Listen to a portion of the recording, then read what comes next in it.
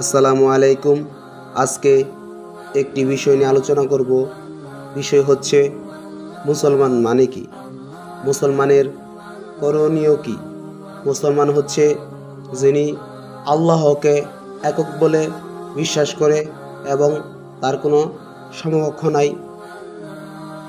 আর হযরত মুহাম্মদ সাল্লাল্লাহু আলাইহি ওয়াসাল্লামকে নবী বলে বিশ্বাস করে এবং স্বীকার করে।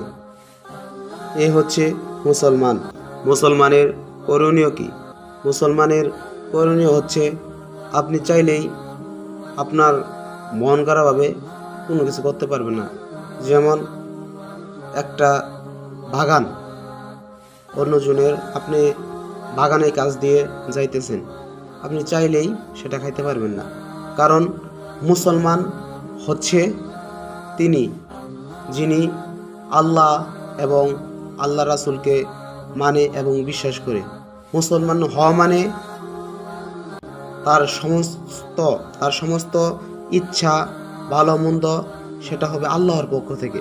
ইসলাম যেটাকে জায়েজ বলছে সেটাকে জায়েজ মানতে হবে। ইসলাম যেটাকে নিষিদ্ধ করেছে সেটা আপনার নিষিদ্ধই, সেটা আপনি মানতে পারবেন না।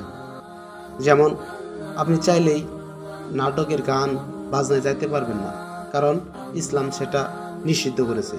ইসলাম মানে ইসলামে যেটা আছে সেটা করতে পারবেন, কিন্তু আপনি মন গড়াভাবে কোনো কিছু করতে পারবেন না। মুসলমান হওয়া মানেই আপনার ভালো ইচ্ছা ভালো মন্দ ইচ্ছা সব কিছু আল্লাহর উপর ছেড়ে দিতে হবে। কারণ মুসলমান হওয়া মানেই আপনার ভালো মন্দ সব কিছু শরিয়া সম্মত হতে হবে।